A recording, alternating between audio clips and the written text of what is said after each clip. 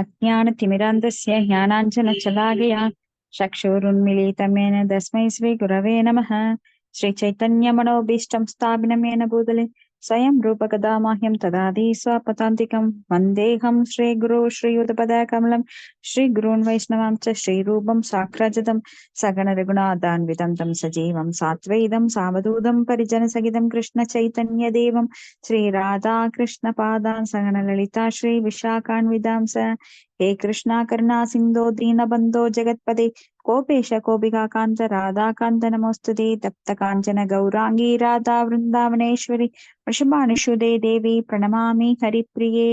वाञ्छाकल्पतरुभ्यश्च कृपा सिन्धुभ्यः च पतितानां पावनेभ्यो वैष्णवेभ्यो नमो नमः। श्रीकृष्ण चैतन्य प्रभु नित्यानंद श्री अद्वैत गदाधर श्रीवासादि गौरभक्त वृंदा।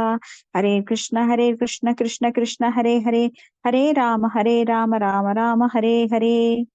नारायणं नमस्कृत्यं नरं चैव नरोत्तमं देवीं सरस्वतीं व्यासं ततो जयमुदीरयेत्।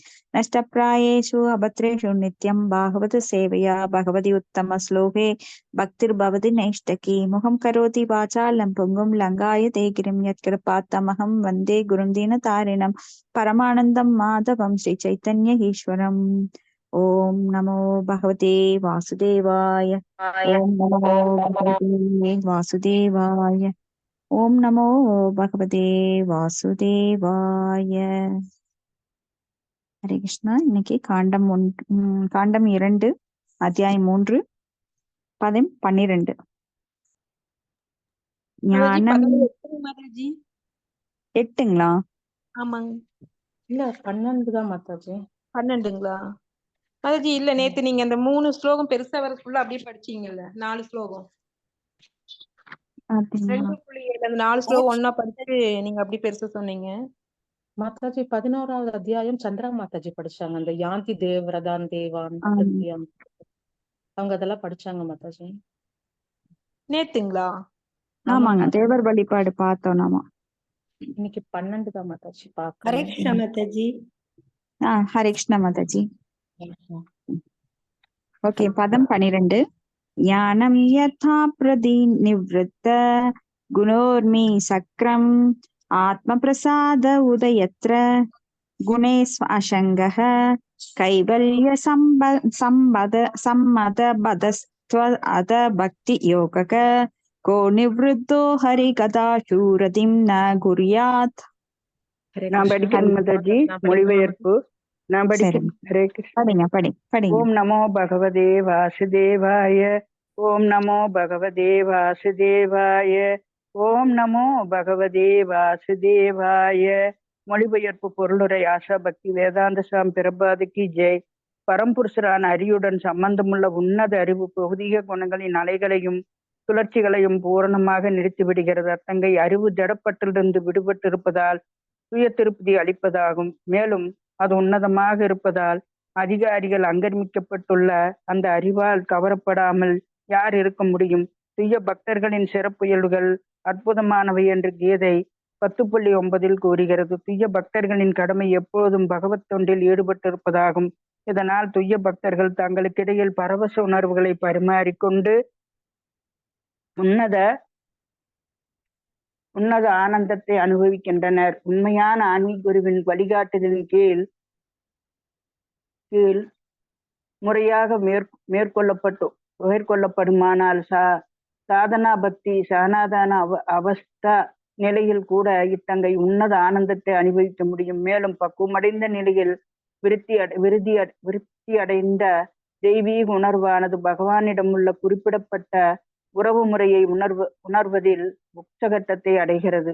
இந்த உறவு முறையால் தன் உயிர்வாழி ஆரம்பத்தில் பகவானோடு தொடர்பு கொண்டிருந்தான். பகவானுடனான பிரேமை அன்பு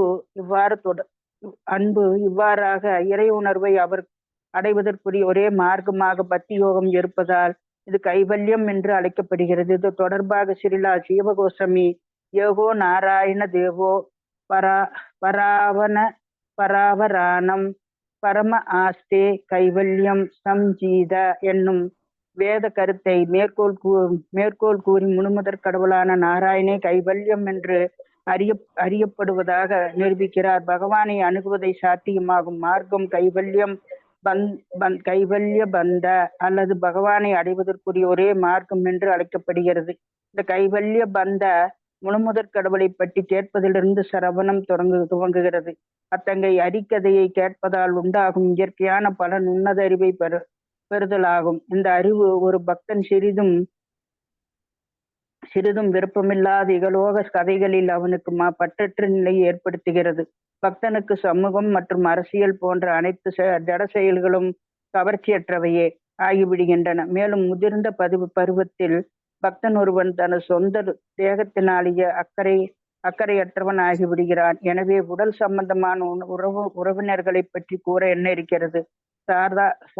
சாதாரண மனிதன் ஒருவன் அக்கறையுடன் பங்கேற்கும் அனைத்து விதமான பௌதீக காரியங்களும் பக்தனுக்கு கவர்ச்சியற்றவையாகி விடுகின்றன. இத்தங்கை விவகாரங்கள் இங்கு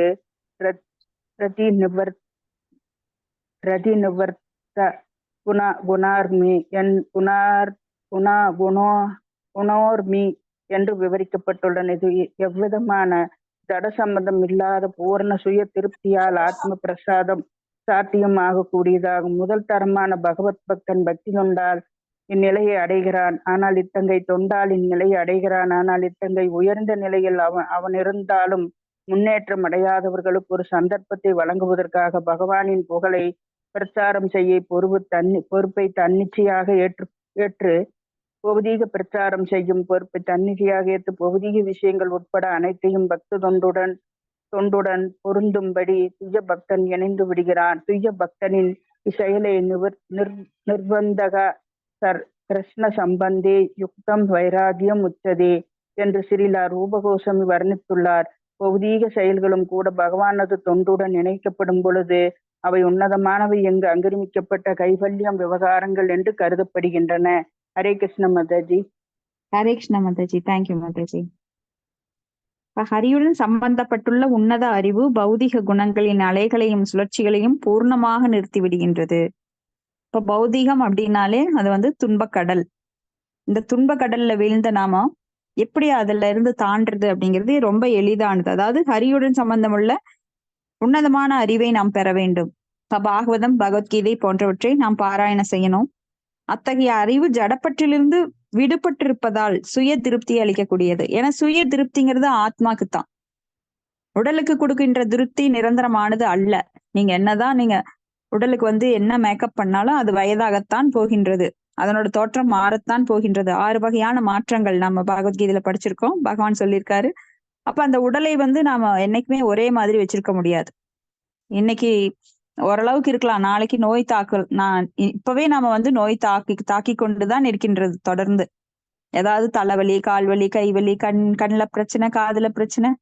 அப்ப இந்த உடலை நாம சரி பண்ணவே முடியாது. அந்த யந்திர ரூடானி மாயையா, இந்த எந்திரத்தில் இருக்கின்ற ஆத்மா நிரந்தரமானது. ஆனால் இந்த எந்திரம் பழுதுபடக்கூடியது, நிரந்தரமற்றது. அப்ப பௌதிகத்துல இது எப்பவுமே துன்பத்திற்கு உட்படக்கூடியது. ஆனா ஆத்மா என்றும் அழிவில்லாதது, ஆனந்தமயமானது. அப்ப அதுக்கு திருப்தி கொடுத்தா மட்டும்தான் நாம நிரந்தரமா திருப்தியா இருக்க முடியும். நிரந்தரமற்ற உடலுக்கு திருப்தி கொடுத்தா நம்ம நிரந்தரமற்ற எல்லாமே நம்மளுக்கு நிரந்தரமற்றதாகத்தான் இருக்கும். ஏன்னா உடல் நிரந்தரமற்றது. அது எல்லாருக்கும் ஒரே மாதிரிதான்.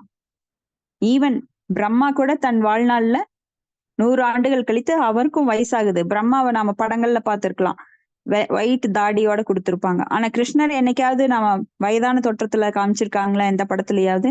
ஏன்னா சாஸ்திரங்கள் அவ்வாறு வர்ணிக்கவில்லை, வேதங்கள் அவ்வாறு சொல்லவில்லை.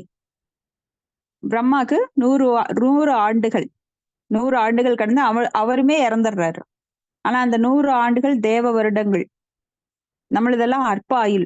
நாம எப்படி விட்டில் பூச்சி பாக்குறோம், ஒரு மலைக்கு அது தோன்றி ஒரு நாள்ல மறைஞ்சிருது. அது போல பிரம்மாவோட வாழ்வுல ஒப்பிடும்போது பிரம்மா கீழே பார்த்துட்டு இருப்பாரு.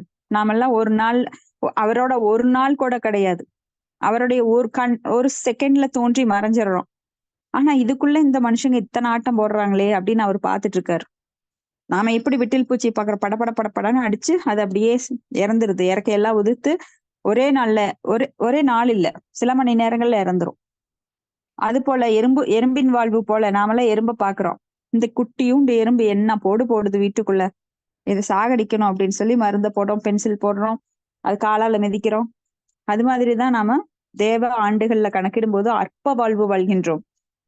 பிரம்மாக்கெல்லாம் ஒரு ஆண்டு ஒரு நாள் அப்படிங்கிறது நாம பார்த்தோம் 4 சதுர்யுகங்களோட ஆயுட்காலம் கூட்டி மறுபடியும் அதை 1000ஆல வகுக்கும் போது அந்த சதுர்யுகங்கள் ஒரு சதுர்யுகத்தோட 1000ஆல மறுபடியும் பெருக்கும் போது அது ஒரு கல்பம். அதுதான் அவரோட ஒரு பகல். அது வந்து எவ்வளவு நாட்கள்ங்கிறது கூட நம்மளால சீக்கிரம் கணக்கிட முடியாது. அவ்வளவு 0,0,0,0ன்னு பல மில்லியன் ஆண்டுகள் வருது. அப்ப அவரோட ஒரு நாள்ல ஒரு துளி நேரம் தான் நாம இருக்கிறோம். ஆனா நாம நினைச்சிருக்கிறோம் இந்த வாழ்வு நிரந்தரமானது அப்படின்னு. அப்ப தூய பக்தர்கள் எப்பொழுதும் பகவானுடைய புகழை பாடிக்கொண்டும் அந்த ஆனந்தத்தை அனுபவித்துக் கொண்டும் இருக்கிறார்கள். சததம் கீர்த்தயந்தோமாம் எதந்த சத்ருடவிரதாக. அப்போ இங்க வந்து சாதன பக்தி நிலையிலும் கூட இந்த ஆனந்தத்தை அனுபவிக்க முடியும். இப்பெல்லாம் நாம் சாதகர்கள்னா என்ன? பிராக்டிஸ் பண்ணிட்டு இருக்கிறோம். பக்தி எப்படின்னு பிராக்டிஸ் பண்ணிட்டு இருக்கிறோம். உண்மையான பக்தியை இன்னும் அடையல நாம. அப்போ அந்த பக்தியை நாம் கொண்டு வருவதற்கு நாம் குருவின் ஆணைப்படி கட்டளைப்படி நாம் பயிற்சி எடுத்து கொண்டிருக்கிறோம். அதனால சாதகர்கள் நாம் எல்லாமே. அப்ப சாதகர்கள் கூட அந்த ஆனந்தத்தை அனுபவிக்கிறாங்க. இப்ப பாகவதம் படிக்கும்போது நம்மளுக்கு ரஜோ குணம் இல்ல, தமோ குணம் இல்ல, சத்துவகுணம் கூட இல்லாம ரொம்ப ஆழ்ந்து இதை கவனிப்பவர்கள், பாகவதம் படிக்கிறவங்க கேட்கிறவங்க ரொம்ப உன்னதமான நிலையில் இருக்கிறாங்க. சுத்த சத்துவ குணக்கு நிலைக்கு வந்துடுறாங்க. ஆனா இது கேட்பவர்களுடைய தகுதியை பொறுத்து. ஆழ்ந்து கேட்பவர்கள் இருக்காங்க, ஏனோதானு கேட்கறவங்க இருக்காங்க. போனா போகட்டும், இது பாட்டுக்கு ஓடிட்டு இருக்கட்டும், நாம் பாட்டுக்கு வேலை செய்யலாம், நம்ம மனசை எங்கேயோ பறக்க விடலாம் அப்படிங்கிறது. மறுபடியும் நான் அவங்களை வந்து ரஜோகுணத்துக்கு ஆழ்த்தினாலும் இந்த கேட்கறதோட புண்ணியம் கண்டிப்பா இருக்கும். ஏன்னா தீ தெரிஞ்ச தொட்டாலும் தெரியாம தொட்டாலும் சுடும். அது போல இந்த பாகவதம் தெரிஞ்சு கேட்டாலும் தெரியாம கேட்டாலும் இதனோட பலன் அவங்களுக்கு கிடைக்கும். ஆனா விகிதாச்சாரம் மாறுபடும். உங்களுக்கு 1%, 2%, 10% அப்படி மாறுபடும். அப்போ இங்க வந்து ஏன் அந்த பிரேமை, அந்த ஆனந்தம் நம்மளுக்கு கிடைக்குது அப்படின்னா அதுதான் இயற்கையானது. ஏன்னா நாம அதுலதான் இருக்கிறோம், இருந்தோம், இருப்போம். ஆனா இப்ப வந்து தற்காலிகமாக நாம களங்கத்துல, இந்த முக்குணங்களோட களங்கத்துல இருக்கிறோம். ஆனா அந்த முக்குணங்கள் களங்கத்திலிருந்து வெளிவரும் போது மீண்டும் நாம அந்த ஆனந்தத்தை, உன்னத ஆனந்தத்தை கண்டிப்பா அடைவோம். அதுக்காகத்தான் இப்ப நாம பிராக்டிஸ் பண்ணிட்டு இருக்கிறோம், சாதனா பக்தி பண்ணிட்டு இருக்கோம். இங்க ஜீவ கோஸ்வாமி ஏகோ நாராயண தேவ பராவரானாம் பரம ஆஸ்தி கைவல்ய சம்ஜித அப்படின்னு சொல்றார். அந்த வேத கருத்தை சொல்றாரு. எதுக்குன்னா நாராயணரே கைவல்யம், முழுமுதற் கடவுளான நாராயணரே கைவல்யம். ஏன்னா அவரை அணுகுவது சாத்தியமாகும் மார்க்கம். பகவானை அடைவதற்குரிய ஒரே மார்க்கம் என்ன? கைவல்ய பந்தா. இது வந்து முழுமுதற் கடவுளை பற்றி கேட்பதிலிருந்து தொடங்குறது. கைவல்ய பந்தான என்னன்னா அவரை பற்றி கேட்டுக்கொண்டே இருப்பது. கேளுங்கள் கேளுங்கள் கேட்டுக்கொண்டே இருங்கள். நம்ம காதுக்கு என்ன, நாம ரொம்ப பாரமா சுமக்க போறோம்? கையில தூக்குங்கன்னா கூட நம்மளுக்கு கஷ்டப்படுவோம். நீங்க நிறைய பேசுங்கன்னா கூட கஷ்டப்படுவோம். ஆனா இந்த சும்மா இருக்கிற காது கேட்கறதுக்கு என்ன? ஏன்னா இதை கேட்கலன்னா நம்ம வேற ஏதாவது கேட்டுட்டு இருப்போம். ஜட ரீதியான ஒலிகளை கேட்டுக்கொண்டிருப்போம். சப்தம் அப்படிங்கிறது ரொம்ப இம்பார்ட்டன்ட். ஏன்னா சப்தம் என்பது பகவானை பற்றி கேட்டுக்கொண்டிருப்பது மங்களகரமானது. நீங்க வீட்டுக்குள்ள எவ்வளவோ சப்தங்களை கேட்கறீங்க. இந்த அமெரிக்கன் மியூசிக் எல்லாம் போடுவாங்க, தாம் தூம் டம் டம் டம் டம் டம்னு. இதெல்லாம் இளைஞர்கள் வந்து அதை நான் ரொம்ப ரொம்ப என்ஜாய் பண்ணுவாங்க. ஆனா நம்மளுக்கு பாரம்பரியமா இருக்கிறவங்களுக்கு அதெல்லாம் பிடிக்காது. கொஞ்சம் அதை நிறுத்துறையா, தலைவலி வருது அப்படிம்போம். ஏன்னா அந்த சப்தம் வந்து நம்மளுக்கு ஒரு எரிச்சல், ஒரு அசுரத்தனத்தை உருவாக்குது. ஆனா மென்மையான ஒரு இசை நீங்க போட்டீங்க அப்படின்னா அது என்ன ஆகும்? நம்ம மனதுக்கு இதமாக இருக்கும். இன்னைக்கு வர்ற பாட்டுகள்லாம் பாருங்க, கன்றாவியான வார்த்தைகள், அதையெல்லாம் கேட்க அருவருப்பா இருக்கும். அது நம்ம மனதை பாதிக்கக்கூடியது. ஆனா இனிமையான பகவானின் நாமங்கள் ஒவ்வொன்றும் ரொம்பவும் பவர்ஃபுல்லானது. இன்னைக்கு அதை வந்து சயின்டிபிக்கா லேப்ல டெஸ்ட் பண்ணி சான்ஸ்கிரிட் மொழி ரொம்ப எவ்வளவு அதிர்வலைகள், நல்ல அதிர்வலைகள், பாசிட்டிவ் அதிர்வலைகளை கொண்டது அப்படின்னு சொல்லி நாசா விஞ்ஞானிகள் அதெல்லாம் ஆராய்ச்சி பண்ணி அவங்க இப்ப ஃபாலோ பண்ணிட்டு இருக்காங்க. ஃபாரினர்ஸ் ஆனா நம்மளுடைய பாரம்பரியத்தை இழந்து நாம அவங்களோட மியூசிக்கை போட்டுட்டு இங்க தலைவலின்னு படுத்துட்டு இருக்கோம். ஏன்னா அந்த அதிர்வலைகள் வந்து நம்மை தாக்கக்கூடியது, நம் மனதையும் புலன்களையும் தாக்கக்கூடியது. சவுண்ட் அப்படிங்கிறது எவ்வளவு இம்பார்ட்டன்ட், நம்ம இதுல பல தடவை பேசியிருக்கோம். இப்ப டிவில வந்து உங்களை நீங்க ஒரு விளம்பரம் பாக்குறீங்க, அது காதுல கேக்குறீங்க, அந்த கேட்டுக்கிட்டே இருக்கிறதுனால அந்த மனசுல அந்த ஒளியானது ஊடுருவுது. அப்ப இதயத்துல ஒரு தாக்கத்தை உண்டாக்குது. ஒரு பொருள் வாங்கணும், ஒரு அட்வர்டைஸ்மெண்ட் நல்லா இருக்கு, அது கவர்ச்சிகரமா இருக்கு. ஏன்னா நம்மள கவர்ச்சி, இந்த உலகில வந்து கவர்ச்சி தூண்டக்கூடியது. அந்த கவர்ச்சினால அந்த ஒரு நிமிஷம் வந்துச்சு.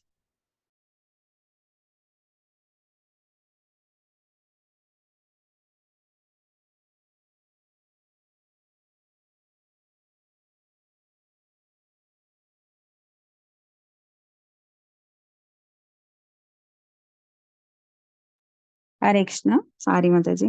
அப்போ கேட்பது என்பது நம் மனதை பாதிக்கக்கூடியது. அப்ப நாம வந்து மோசமான வார்த்தைகளை கேட்டா நம்ம மனசு உடனே பாதிக்கும், அது பாரமாயிரும். மழலை மொழி இன்பம் அளிக்கக்கூடியது, ஆனா அது வந்து நிரந்தரமற்றது. ஏன்னா அந்த குழந்தை பெருசாகும் போது அது வேற மாதிரி வார்த்தைகளை பேசும். ஏன்னா குழந்தைகள் பெருசாக பெருசாக அதனுடைய சத்துவகுணம் மறைந்து ரஜோகுணம் தமோகுணம் ரெண்டுமே எல்லாமே கலந்து மறுபடியும் 81 விதமாக அது பிரிந்து பல குணங்கள் அது வெளிப்படுத்த ஆரம்பிச்சிருது.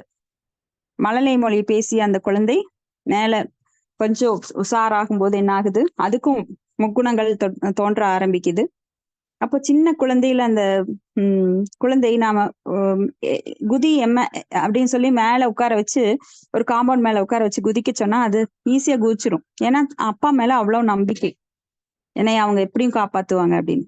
ஆனா பெருசாக பெருசாக பாருங்க, நீ யார் என்னை காப்பாத்துறதுக்கு, நான் படிச்சிருக்கேன், நான் உன்னை காப்பாத்துறேன் அப்படின்ற நிலைமை தலைகீழா மாறிடுது. அப்போ அந்த குழந்தைகள் பேசுற பேச்சுக்கள் கூட இனிமையா இருந்த பேச்சுக்கள் இப்பொழுது வந்து கடும் சொற்களாக இருக்குது நம்மளுக்கு. அப்படி காலங்கள் வந்து எல்லாமே மாறக்கூடியது. அகம் காலோஷ்மி அப்படிங்கிறாரு, நான் தான் காலமாக இருக்கின்றேன், காலம் உனக்கு பதில் சொல்லும் நம்ம அடிக்கடி சொல்லுவோம். அப்ப இந்த நிரந்தரமற்ற இந்த உலகமானது, ஜட உலகமானது நம்மளுக்கு துன்பத்தை அளிக்கக்கூடியது, துக்காலயம். இங்க எதுவுமே சாஸ்வதம் கிடையாது, அசாஸ்வதம். அதனாலதான் எப்பவுமே ஹரிகதையை கேட்டுக்கொண்டிருக்கணும். கேட்டுக்கொண்டிருந்தால் உண்டாகும் பலன் உன்னத அறிவை பெறுதல். ததாமி புக்தி யோகம் தம் ஏனமாம் உபயாந்தித்தே. அப்ப இந்த அறிவு ஒரு பக்தன் சிறிதும் விரும்பாத இகலோக கதைகளில் அவனுக்கு பற்றற்ற நிலையை ஏற்படுத்துகின்றது. ஏன்னா பற்று அப்படிங்கிறது தான் நம்மை ஜடத்துல பிணைக்கின்றது, ஜடப்பற்று. என்னுடைய மகன், என்னுடைய வீடு, என்னுடைய நிலம், என்னுடைய அப்படின்னு நான் எனது என்கின்ற அகங்காரம், மமாகாரம் நம்மை இந்த ஜடத்துல அதிகமாக பிணைக்கின்றது. இதை எப்படி நாம் இந்த பிணைப்பிலிருந்து விடுபடுறது? ரொம்ப கஷ்டம். பக்தி இல்லைன்னா அது ரொம்ப கஷ்டம். ஏன்னா மனம் அதுலயே தொடர்ந்து பல கோடி வருடங்களாக, பல ஜென்மங்களாக ஆழ்ந்திருக்கு. அந்த பிணைப்புங்கிற முடிச்சு, ஹிருதய கிரந்தி அப்படிம்பாங்க, அந்த ஹிருதயத்தில் உள்ள முடிச்சுக்கள் அவிழ்க்கப்பட வேண்டுமானால் நாம எவ்வளவு கோடி ஜென்மமா அந்த பிணைப்பை பின்னல், அது பிணைக்கப்பட்டிருக்கு. எங்கிருந்து தொடங்குது, எங்கிருந்து முடியுது, பல குழப்பங்கள் நிறைந்தது அது. அந்த ஹிருதய கிரந்தி, இறுதிய முடிச்சு அவிழ்க்கப்பட வேண்டுமானால் நம்ம வந்து பக்தி தொண்டாற்ற வேண்டும், வேற வழியே கிடையாது. ஹரே நாம ஹரே நாம ஹரே நாமைவ கேவலம் களவு நாஸ்தியேவ நாஸ்தியேவ நாஸ்தியேவ கதிரண்யதா. ஏன்னா பக்தி தொண்டு பண்ணலைன்னா அந்த முடிச்சுக்கள் அவிழ்க்கவே முடியாது. அப்ப ஹரிகதையை கேட்க வேண்டும். ஹரிகதை தான் காதுக்கு இனிமையானது. மற்ற எல்லா சவுண்டுகளும் இனிமையாக தோன்றினாலும் ஆரம்பத்துல நேத்தே நாம பார்த்தோம், முதல்ல அது இனிப்பாக தோன்றும், பின்னர் கசக்கும். ஆனா இந்த பகவானை பற்றி கேட்கறது முதல்ல பழகிற வரைக்கும் நம்மளுக்கு முதல்ல கசப்பா இருக்கும். என்னடா போர் அடிக்குது, பழைய கதையை பேசிட்டு இருக்காங்க, பழைய புராணங்களை. ஆனா இதுதான் நம்மளுக்கு ஆதாரம், பகவான் தான் எல்லாமே அப்படின்னு புரிஞ்ச அப்புறம் ஒருத்தனுக்கு. ஏன்னா ஜடநோய் என்பது மஞ்சக்காமலை மாதிரி. மஞ்சக்காமலை இருக்கிறப்போ கரும்பு ஜூஸ் கொடுத்தா அது இனிக்காது, கசக்கத்தான் செய்யும். ஆனா அந்த நோய் குணமாக அந்த கரும்பு ஜூஸ் கொஞ்சம் கொஞ்சமா இனிக்க ஆரம்பிக்கும். அது போல யார் ஒருவர் அந்த ஹிருதயத்தில் உள்ள அழுக்குகளை எல்லாம் அகற்றி தூய்மையாக்கப்படுகிறார்களோ அந்த தூய்மையான மனதில் எப்பொழுதும் பகவானுடைய கதை இனிக்க ஆரம்பிச்சிரும், அந்த மருந்து. ஏன்னா ஜட நோய்க்கு உரிய மருந்து இது ஒண்ணுதான், பகவானுடைய ஹரிக்கதை. எப்பொழுதும் நான் வந்து ஸ்ரவண மங்களம், அதுதான் மங்களத்தை உண்டாக்கும். அப்போ எவ்விதமான ஜட சம்பந்தமும் இல்லாத பூர்ண சுய திருப்தியால் சாத்தியமாக கூடியதுதான் இந்த ருச்சி அப்படின்னு சொல்லப்படுறது. ருச்சி எப்ப கிடைக்கும்? நம்மளுக்கு ஹரிநாமம் சொல்றப்பெல்லாம் நாம ஏதோ மெக்கானிக்கலா சொல்லிட்டு இருக்கோம். ஆனா அந்த ருசியோட சொல்றப்ப அது வந்து இன்னும் சுவையை அதிகப்படுத்தக்கூடியது. இன்னும் மேலும் மேலும் சொல்ல வேண்டும் என்கின்ற ஆர்வம் யாருக்கு வருதோ அவங்கதான் உண்மையான அந்த ருசியை அடைவாங்க. எப்படா சொல்லி முடிப்போம், அந்த பேகுக்கு தொங்க விடுவோம், 1 மாலை 2 மாலை எண்ணிட்டே போயிட்டு, அப்பா 16 மாலை முடிஞ்சது, இன்னைக்கு எடுக்க வேண்டாம், இனி நாளைக்கு காலையில் எடுத்தா போறோம் அப்படிங்கிறது கிடையாது. இன்னும் அதிகமா சொல்லணும், இன்னும் அதிகமா சொல்லணும். பகவானுடைய நாமங்கள்ல சொல்ல சொல்ல கண்களில் நீர் வழிவது, மயிர்கால்கள் குத்திட்டு நிற்பது, தொடர்ந்து அழுகிறது. அதாவது பகவானே, இவ்வளவு நாள் நான் உன்னை விட்டு பிரிஞ்சுட்டேனே, நான் உன்னுடைய அருமை உணராம இருந்துட்டேனே அப்படின்னு சொல்லி பரவச நிலை ஏற்படுறதுதான் உண்மையான பக்தனுடைய நிலை. இப்ப இத்தகைய உயர்ந்த நிலையில் அவன் இருந்தாலும் முன்னேற்றம் அடையாதவர்களுக்கு ஒரு சந்தர்ப்பத்தை வழங்குவதற்காக பகவானின் புகழாய் பிரச்சாரம் செய்யும் பொறுப்பை தன்னிச்சையாக ஏற்று பௌதிக விஷயங்கள் உட்பட அனைத்தையும் பக்தி தொண்டுடன் பொருந்தும்படி தூய பக்தன் நினைத்து விடுகின்றான். ஏன்னா நாம பௌதிக உலகில இருக்கின்றோம். பௌதிக உலகில பௌதிக செயல்களை செஞ்சே ஆகணும், சாப்பிட்டே ஆகணும், குளிச்சே ஆகணும். எப்பவுமே பகவானை நினைச்சிட்டு நான் எப்படி ஜடபரதர் மாதிரி எல்லாம் இருக்க முடியாது யாருமே.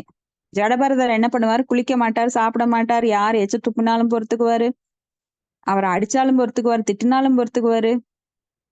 ஒரு பைத்தியக்காரனை போல அவர் வந்து திரிஞ்சார். ஒரு மாணிக்கக்கல் எப்படி குப்பையால் மூடப்பட்டிருக்கோ அது மாதிரி அவர் வந்து உடம்பு அழுக்கா இருக்கும். ஆனா அந்த திவ்யமான உடம்பு அவரோடது. அவரது வந்து மானிட உடம்பாக இருந்தாலும், ஏன்னா அவர் ஜட செயல்களை செய்யவே இல்லை. எங்க செஞ்சா மாட்டிக்குவோமோ, மானோட உடல்ல இருந்து இப்பதான் நம்மளுக்கு மனுஷ உடம்பு கிடைச்சிருக்கு. ஒரு பிராமண குடும்பத்துல பிறந்தாரு. அவங்க அப்பா வேதங்களை எல்லாம் சொல்லி கொடுக்கறதுக்கு வேத வாத்தியார்களை எல்லாம் கூப்பிட்டு வந்தாரு. வேதங்களை கத்துக்கல, பைத்தியக்காரனை போல அவர் நடிச்சாரு. ஏன்னா அவர் வேதங்களை திணிச்சு அதுல உட்கார வச்சிருவாரு. ஆனா வேதங்கள் தேவையில்லை அவருக்கு, ஏன்னா அதையெல்லாம் கடந்தவர். ஆனா நம்ம நிலைமை அப்படி இல்லை. நாம ஃபர்ஸ்ட் ஸ்டாண்டர்ட், அவர் வந்து காலேஜ் முடிச்சுட்டார். ஏன்னா அவர் வந்து ஞானத்தில் உயர்ந்த நிலையில இருந்தார், பக்குவப்பட்ட நிலையில இருந்தார். அதனால ஜட செயல்களை செய்ய வேண்டிய அவசியம் அவருக்கு கிடையாது. ஆனா நாம எப்படின்னா, அறம் பொருள் இன்பம் வீடு அதையெல்லாம் நாம வரிசைய செய்யணும். அறம் பொருள் இன்பம் வீடு, வீடு பேரு அப்படிங்கிறது கடைசி நிலையை, வீடு பேரு அடையறதுக்கு உரிய நிலையை ரொம்ப உயர்ந்த நிலையில் இருக்கிற பக்தன் தான் நேரடியா வர முடியும். நாமெல்லாம் கீழே இருக்கிறதுனால LKG UKG first second third அப்படித்தான் வர முடியும். ஏன்னா உயர்ந்த நிலையில் இருக்கிற பக்தன் போன பிறவியோட தொடர்ச்சியை இந்த பிறவியில பண்ணுவான். அதனால அவங்க கூட கம்பேர் பண்ண முடியாது நம்மள. ஏன் அவங்க மட்டும் அப்படி செய்யல? ஏன்னா உயர்ந்த நிலையில் இருக்கிற பக்தர்கள் சடங்குகள், அந்த கண்டிஷனல்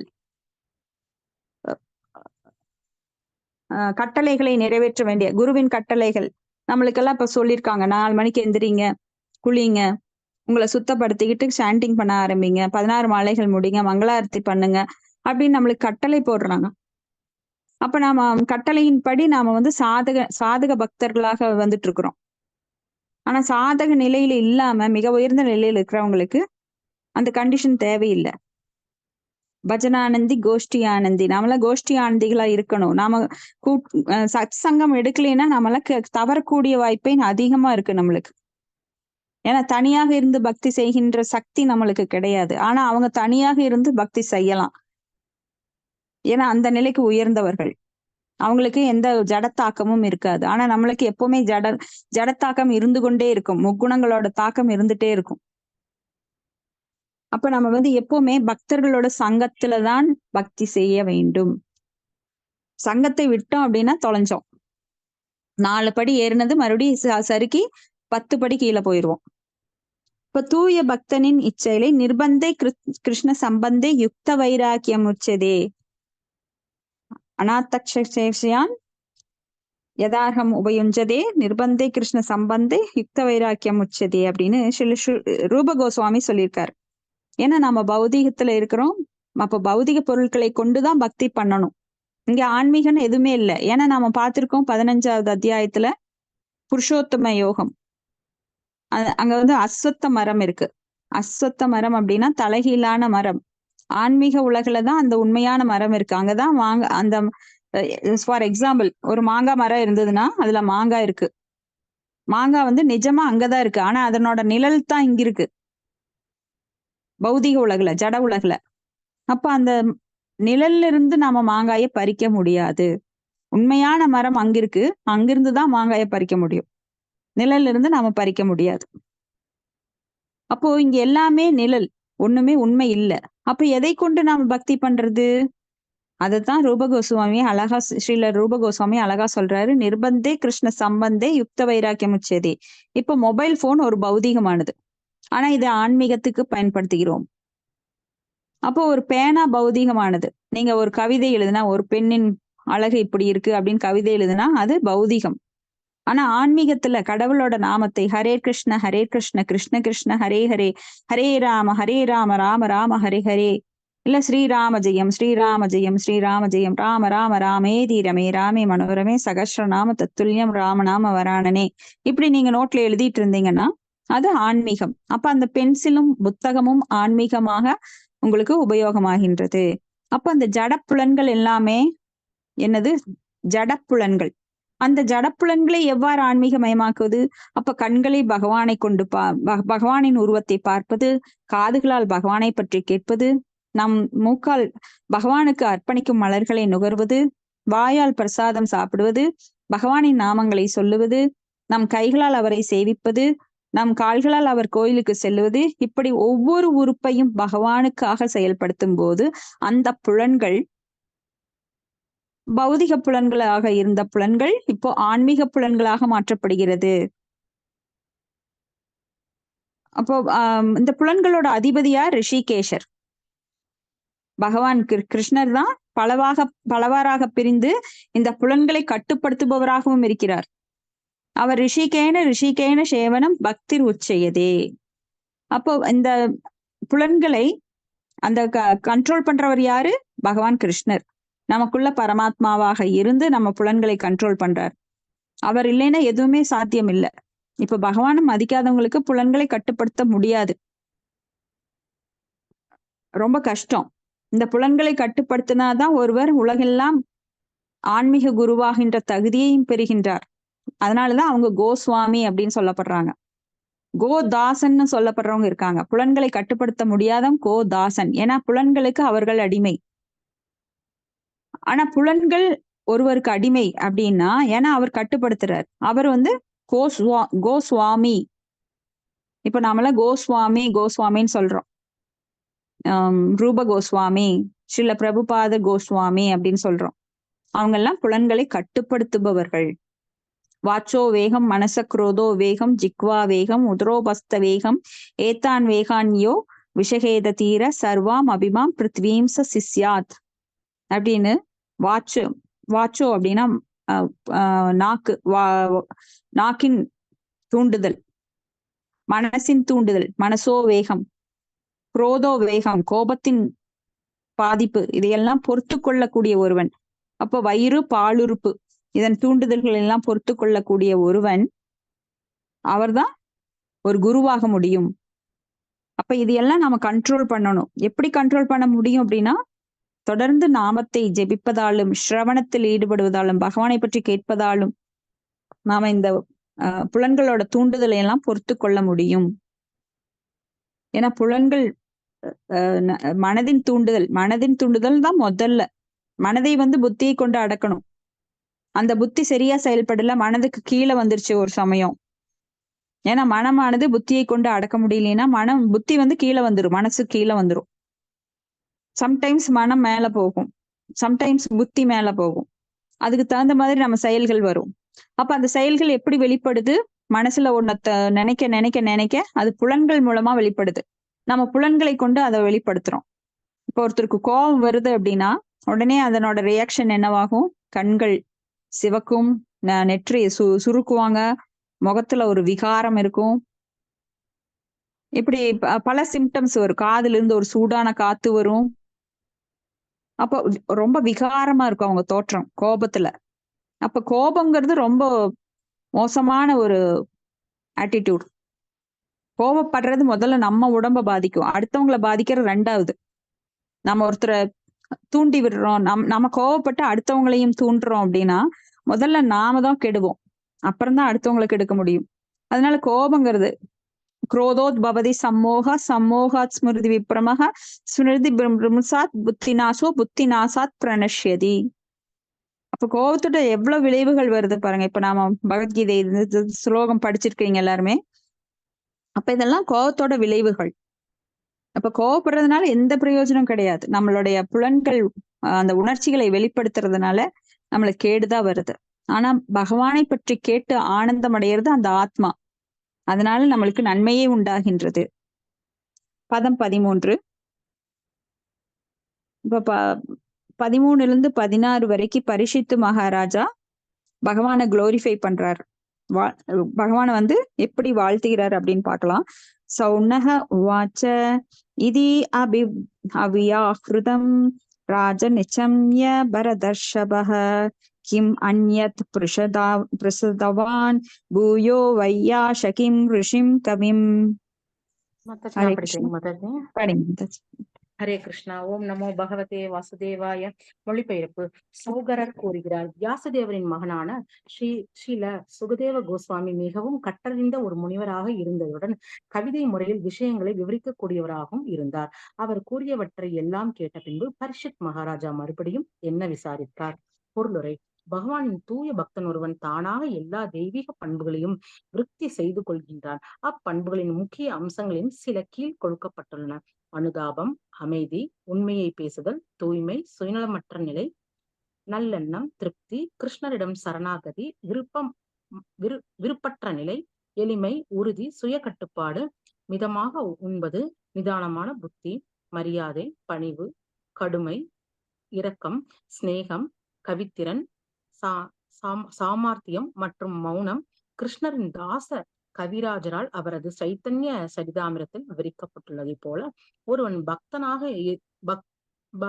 பக்தனின் 26 முக்கிய அம்சங்களின் கவிதை புனையும் தகுதி இங்கு குறிப்பாக சுகதேவ கோஸ்வாமி தொடர்பாக குறிப்பிடப்பட்டுள்ளார். அவரால் ஒப்புவிக்கப்பட்ட அறிமுகம் செய்து வைக்கப்பட்ட ஸ்ரீமத் பாகவதம் மிக உயர்ந்த காவிய படைப்பாகும். அவர் ஒரு கற்றறிந்த தன்னுருவம் பெற்ற முனிவராக, அதாவது முனிவர்களுக்கிடையே கவிஞராகவும் இருந்தார். ஹரே கிருஷ்ணா. ஹரே கிருஷ்ணா மாதாஜி. தேங்க்யூ மாதாஜி. இங்க பகவான் தூய பக்தனொருவன் தானாக எல்லா தெய்வீக பண்புகளையும் விருத்தி செய்து கொள்கின்றான்.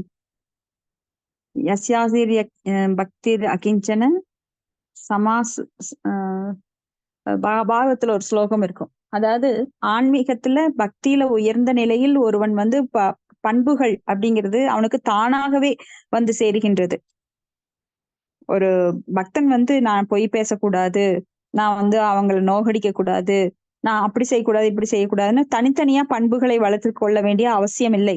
ஒரு பக்தனாகின்ற நிலையில் யஸ்யாதிர் பக்திர் பகவதி அகிஞ்சன அப்படின்னு வரும். அகிஞ்சன கோச்சர அப்படின்னா ஏதுமில்லாதவன் அப்படின்னா, ஏதுமில்லாதவன் அப்படின்னா ஒரு பக்தனுக்கு எதுவுமே தேவைப்படாது, எதையும் எதிர்பார்ப்பல சோச்சதி நான் காங்ஷதி. அப்ப அந்த பக்தனுக்கு எல்லா நற்குணங்களும் தானாக விடுகின்றன. துன்பப்படுபவர்களை பார்த்து அவன் கண்டிப்பா இறக்கப்படுவான். அதாவது உடல் துன்பம் கிடையாது. அவன் ஏன் இந்த உடல்ல சிக்கிட்டு அந்த ஆத்மா இப்படி துன்பப்படுது, தனக்கு கிடைத்த அந்த ஞானத்தை பலருக்கும் கொடுக்க அவன் முன் வருவான். அதுதான் இருக்கிறதுலயே பெரிய தானம். ஆனா என்ன பக்தியில் இல்லாதவங்க என்ன சொல்லுவாங்க, தானத்தில் சிறந்தது அன்னதானம் அப்படிம்பாங்க. இதெல்லாம் ரைமிங்ல வந்த வேர்ட்ஸ், உண்மையில சாஸ்திரத்துல கிடையாது. சாஸ்திரத்துல இல்லாததெல்லாம் இந்த மக்கள் என்ன பண்ணுவாங்கன்னா ஒரு ரைமிங்ஸா வருது அதனால போட்டு விட்டுருவாங்க. அத ஒருத்தன் 2 பேருக்கு சொல்ல, 2 பேர் 2000 பேருக்கு சொல்ல, இப்படி மாறி மாறி 2 லட்சம் பேருக்கு மாறி அது புத்தகங்கள்ல அதுதான் உண்மை அப்படிங்கிற மாதிரி எல்லாம் மனசுல நினைச்சுக்குவாங்க. உண்மை எதுனா சாஸ்திரபூர்வமாக, சாஸ்திர சக்ஷு, சாஸ்திரத்தின் கண் கொண்டு பார்க்க வேண்டும். நாம கற்பனையில உதிச்சத மனக்கற்பனையில இருக்கிறது எல்லாம் நாம இங்க ரைமிங்ஸா சொல்றதுனால நல்லா வாய்க்கு வருது. தானத்தில் சிறந்தது அன்னதானம் அப்படின்னு எல்லாம் சொல்லிக்கிட்டு நாம முட்டாளாக்க கூடாது. உண்மையிலேயே தானம் உயர்ந்த தானம் என்னன்னா சாஸ்திர ஞானத்தை அடுத்தவங்களுக்கு சொல்லி கொடுக்கறது. பகவான் கிருஷ்ணரை பற்றிய மகிமைகளை சொல்லி கொடுக்கறது தான் உயர்ந்த தானம். அப்ப இங்க வந்து தூய பக்தன் தானாக எல்லா பண்புகளையும் விருத்தி செய்து கொள்கின்றான். பண்புகள் முக்கிய அம்சங்கள் என்னன்னா அனுதா. ஹரே கிருஷ்ணா.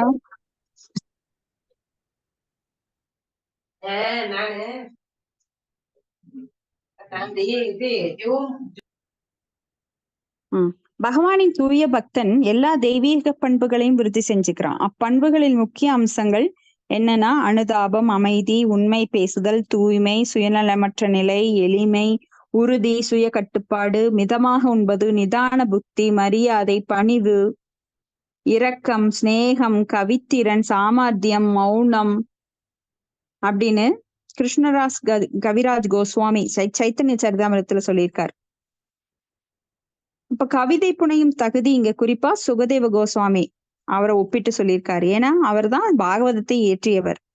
பாகவதத்தை மறுபடியும் நிகம கல்பத்தரோர் கலிதம் பலம் சுகமுகாத் அமிர்தரவ சம்யுதம் பிபத பாகவதம் ரசம் ஆலயம். அந்த பாகவதத்தை அப்படியே ரசம் அப்படின்னா அனுபவிச்சு சொல்றார். ஏன்னா அனுபவிச்சு சொல்றதுங்கிறது வேற, நாம இப்ப படிக்கிறது வேற. நாம இப்ப அனுபவிக்காம நாம படிச்சுட்டு அதுக்கப்புறம் உணர்ந்துக்கிறோம். அவர் உணர்ந்து நம்மளுக்கு சொல்றாரு. சுகதேவ கோஸ்வாமி மிக உயர்ந்த ஞானத்தின் நிலையில இருக்கிறதுனால அவர்கிட்ட இருந்து பாகவதம் கேட்கறது ரொம்ப ரொம்ப பெரும் பேரு அது. இப்ப பாகவதம் மிக உயர்ந்த காவிய படைப்பு. அப்ப இது வந்து தெரிஞ்சு கேட்டாலும் தெரியாம கேட்டாலும் நம்மளுக்கு பலன் தரும். பாகவதம் கேட்கறதுங்கிறது மிக உயர்ந்த செயல். எல்லாருக்கும் இந்த பிராப்தம் கிடைக்காது. பாகவதம் கேட்கிற பிராப்தம் ரொம்ப ரொம்ப குறிப்பிட்ட மனுஷானாம் சகஸ்ரேஷு பல ஆயிரம் மனிதர்கள்ல யாரேனும் ஒருவருக்கு தான் அது கிடைக்கும். அந்த பாக்கியம் இப்ப நம்ம எல்லாருக்கும் 20 பேர், இப்ப 21 பேர் இருக்கோம், நம்மளுக்கெல்லாம் கிடைச்சிருக்கு. அப்போ அவர் ஒரு கற்றறிந்த தன்னுணர்வு பெற்ற முனிவர் ஆவார். அதாவது முனிவர்களிடையே கவிஞராக அந்த சுகதேவ கோஸ்வாமி அங்க இருக்கிறார். அதனாலதான் அவரோட தலைமையில அங்க கங்கை கரையில எல்லாரும் கேட்டுட்டு இருக்காங்க. பரிஷித்து மகாராஜா அங்க இருக்காரு. அப்போ அங்க இருக்கிற ஞானிகள் எல்லாருமே அங்க கூடிடுறாங்க. அங்க வந்து யாரும் பெண்கள் கிடையாது, குழந்தைகள் கிடையாது, முதியவர்கள் கிடையாது, கருமிகள் கிடையாது. அங்க இருக்கிற எல்லாருமே முனிவர்கள், பிராமணர்கள். ஆனா இன்னைக்கு பாருங்க, பாகவதம் எல்லார் கையிலயும் தவழுது. அன்னைக்கெல்லாம் பாகவதம் படிக்கணும் அப்படின்னா ரொம்ப கஷ்டம். பாகவதம் வந்து ஓலைச்சுவடியில எழுதி வச்சிருப்பாங்க. அது எங்கேயாவது ஒரு பக்கம்தான் இருக்கும். எல்லார் கையிலயும் எல்லாம் கிடைக்காது. அப்போ பிராமணர்கள் மட்டும்தான் படிக்கணும். ஏன்னா அந்த காலத்துல அந்த யுகங்கள்ல வந்து பிராமணர்களுக்கு மட்டும்தான் சாஸ்திரங்கள் பரிந்துரைக்கப்பட்டிருக்கின்றது. சூத்திரர்களுக்கோ இல்ல நம்மள போல இருக்கிறவங்களுக்கோ, பெண்களுக்கோ, முக்கியமா பெண்களுக்கு, வைஷ்யர்களுக்கு அவங்களுக்கெல்லாம் சொல்லப்படல. அவங்களாம் கையிலேயே தொடக்கூடாது. ஸ்ரீராமர் ஒரு தடவை ஒரு சூத்திரன் வேதத்தை படிச்சுட்டு இருந்தான்னு சொல்லி அவரை வாள் எடுத்து கொன்னுட்டார். ஏன்னா அப்பெல்லாம் சூத்திரர்கள் தொடவே கூடாது. கீழ் ஜாதியினர் யாருமே வேதங்கள் கற்கக்கூடாது, கேட்கக்கூடாது. அப்போ இந்த கலியுகத்துல எல்லாருமே கலவ் சூத்திர சம்பவ அப்படிங்கிறதுனாலதான் எல்லாருக்குமே இது வந்து சைத்தன்யா மகாபிரபு ஓப்பன் யூனிவர்சிட்டி கொண்டு வந்துட்டார். யார் வேணா படிக்கலாம், யார் வேணா பகவானை பற்றி படிச்சு யார் வேணா எங்கிட்ட வாங்க, ஹரே கிருஷ்ண நாமம் ஒண்ணு மட்டும் சொல்லுங்க தொடர்ந்து, அது ஒண்ணு போதும். நீங்க ரொம்ப கஷ்டப்பட்டு யாகம் பண்ண வேண்டாம், கோயில் கட்ட வேண்டாம், நீங்க அசுவமேத யாகம், ராஜசூய யாகம் இதெல்லாம் பண்றதுக்கு உங்ககிட்ட பணமும் இல்ல, செல்வமும் அரிய பொருட்களும் கிடையாது, மூலிகைகளும் கிடையாது. அதனால எளிமையாக இந்த நாமத்தை மட்டும் சொல்லுங்க. ஹரே கிருஷ்ண கிருஷ்ண கிருஷ்ண ஹரே ஹரே, ஹரே ராம ராம ராம ஹரே ஹரே. அப்போ பகவான் ஸ்ரீ சைத்தன்ய மகாபிரபு சொன்ன அந்த நாமத்தை நம்மளுக்கு ஸ்ரீல பிரபுபாதர் இந்த மூமெண்ட் மூலமா எடுத்து கொடுத்து எல்லாருக்கும் அதை வந்து வாரி வழங்குறாங்க.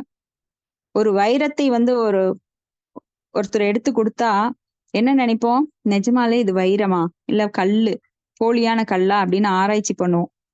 அது மாதிரிதான் இன்னைக்கு நடக்குது. எவ்வளவு பெரிய ஒரு உயர்ந்த தத்துவத்தை, நம்மளுக்கு பெரிய மகா மந்திரத்தை கொடுத்துட்டு போயிருக்காரு. ஆனா நாம அதனோட வேல்யூ தெரியாம, வலிமை தெரியாம அதை சோதிச்சுட்டு இருக்கிறோம். இது வைரக்கல்லா இல்ல வெறும் கல்லான்னு. ஆனா சந்தேகம் இல்லாம ஸ்ரத்தையுடன் நம்பிக்கையுடன் யார் ஒருவர் இதை எடுத்து தன் தன் வாழ்நாள் உயிர் மூச்சா வச்சு அதை பண்றாங்களோ, அந்த பாராயணத்தை ஹரே கிருஷ்ண மந்திரத்தை பாராயணம் பண்றாங்களோ, பாகவதத்தையும் பகவத்கீதையும் பாகவதத்தையும் தொடர்ந்து பாராயணம் பண்றாங்களோ, மிக உயர்ந்த நிலைக்கு அவங்க போயிருவாங்க. அதாவது இந்த ஜட உலகங்கள்ல இருந்து மீண்டு அவங்க போயிடுவாங்க. அதுக்கு அடுத்தது பதம் 14. ஹரே ஏதத் கிருஷ்ண மாதாஜி. சொல்லுங்க மாதாஜி. மாதாஜி, சூத்திரர் கையில இருந்த பாவதத்தை பார்த்துட்டு கொன்னுட்டாருன்னீங்களே, அது யார் மாதாஜி? சரியான்னு கேட்கல. ராமர் நான் சொன்னீங்க. ஆமாங்க, ராமர். ஸ்ரீராமர். ராமர் அப்படி பண்ணுவாருங்களா? அதுதான் சத்திரியனோட கடமை மாதாஜி. ராமர் வந்து சத்திரியனாக பிறந்தவர். அப்ப சத்திரியனோட கடமை என்னன்னா, சட்டத்துக்கு புறம்பாக நடக்கிறத தடுக்கணும். அப்ப அர்ஜுனன் ஏன் கொன்னாருன்னு நாம கேக்குறோமா? அவர் வந்து சத்திரியர், அவர் கொல்ல சொல்லிதான் கிருஷ்ணர் சொல்றார். ஆமா மாதாஜி. அப்ப சத்திரியன் கூட கடமை வந்து அதர்மத்தை தடுப்பது. அப்ப படிக்கிறது அந்த யுகத்துல அவங்க தொடர்றது தப்புன்னு இருக்கிறதுனால அவங்க அப்படி பண்றாங்க. அப்ப கடமையை பண்றதுல சத்திரியனுக்கு எந்த தவறும் வராது. இப்ப போலீஸ்காரரா இருந்துட்டு ஒருத்தனை அடிக்கலாமான்னு நம்ம கேட்போமா? Okay okay Mataji. அது மாதிரி ராமர்னு சொல்லவுமே எனக்கு அது ஒரு மாதிரி கஷ்டமா போச்சு. ராமரே பாகவத்தை தொடக்கூடாது. ராமர் கூட போர் புரியுறாரே, போர் புரியும் போது அசுரர்களை எல்லாம் கொல்றாரே. ராமர் வந்து சத்திரியரா தான் பிறந்திருக்காரு, அதனால சத்திரிய கடமை செய்யறார். ஓகே ஓகே மாதாஜி. எனக்கு டக்குன்னு அக்செப்ட் பண்ணிக்க முடியலையா, அதனால கேட்டேன் மாதாஜி. இல்ல, நாம பொதுவான கண்ணோட்டத்துல எல்லாம் பார்க்க கூடாது. அதுக்காகத்தான் இப்ப டீப்பா படிக்கிறோம். சத்திரியனோட கடமை என்ன, அந்தனரோட கடமை என்ன. அந்தணன் கூட கொலை செய்யணும். எப்படின்னு சொல்லுங்க. ஒரு அந்தணன் கூட அந்த பக்திக்கு ஏதாவது இருக்கு வந்தாலோ ஏதாவது பண்ணலாம் தன்னை காப்பாத்திக்கிறதுக்கு, அது மாதிரி இல்லைங்க மாதாஜி. அவங்க வந்து அஸ்வமேத யாகம் பண்ணும்போது ஒரு குதிரையை பலியிடணும். அப்ப அந்தணன் அப்படி செய்யலாமான்னு நீங்க கேட்க கூடாது. ஒரு போலீஸ்கார செய்யணும், ஒரு ராணுவ வீரன் போய் நான் கொலை செய்யலாமான்னு நிக்க முடியாது. அவன் கொலை செஞ்சே ஆகணும். அப்போ ஒரு ராஜாவா பிறந்த ஒரு சத்திரியனா பிறந்த ராமர் வந்து கண்டிப்பா போர் புரிந்தே ஆக வேண்டும். எனக்கு இதுல இன்னொரு டவுட் வந்துச்சு. இப்ப கேட்டுடலாமா மாதாஜி, இல்ல முடியட்டும்? கேளுங்க மாதாஜி, கேளுங்க. ஓகே. அவர் பாகவதத்தை படிக்க வச்சாதானே மக்களுக்கு அதுக்குண்டான ஞானம் வருங்கிறப்ப ராமர் ஏன் அந்த யுகத்துல அப்படி அழிக்கிற மாதிரியான ஒரு ரூல் கொண்டு வந்தாங்க? அவர் அதை மாத்திருக்கலாமா அப்படின்னு தோணுது மாதாஜி. இல்ல, தர்மம் தூ சாக்ஷாத் பகவத் பிரணீதம். தர்மம் வந்து இயற்றப்பட்டது பகவானால. அவர் ரூல்ஸ் அண்ட் ரெகுலேஷன்ஸ் எப்ப வேணா மாத்தலாம். ஆனா அவர் திடீர்னு எல்லாம் மாத்துறதுக்காக அங்க வரல. அங்க வந்து எப்படி தர்மம் எல்லாம் சொல்லப்பட்டதுன்னா, ஏவம் பரம்பரா பிராப்தம் இமம் ராஜசயோ விதுக ச கலைநகமாக யோக நஷ்ட பரந்தப. அந்த ராஜாக்கள் மூலமாக அந்த தர்மம் எல்லாம் பரப்பப்பட்டது. அவங்கதான் வந்து பிராமணர்களை ஊக்குவித்தாங்க. பிராமணர்களை வேதங்கள் படிக்க வச்சு அந்த வேதங்களை பிராமணர்கள் மூலமா பல மக்களுக்கும், அந்த காலத்துல பாத்தீங்கன்னா கோயில்கள் நிறைய உருவாக்குனாங்க. அந்த கோயில்கள்ல வந்து ராமாயண கதை, காவியங்கள், பகவானை பற்றிய புகழ், பாகவதம், இது பகவத்கீதை இதெல்லாம் அங்க சொல்லப்பட்டது. அதன் மூலமா மக்கள் போகணும். இப்ப அதை விடுத்து இவங்க வந்து டைரக்டா நான் அந்தணனாக முயற்சிக்க கூடாது. ஏன்னா வேதங்கள் படிக்கிறதுனால அவன் வந்து அந்தணன் ஆயிட முடியாது. ஏன்னா அவனுடைய உணர்வு வேற, அந்தணரோட உணர்வு வேற. அந்தணன் வந்து வேதங்களை படிக்கிறான் அப்படின்னா அவன் அதை புரிஞ்சுக்க முடியும்.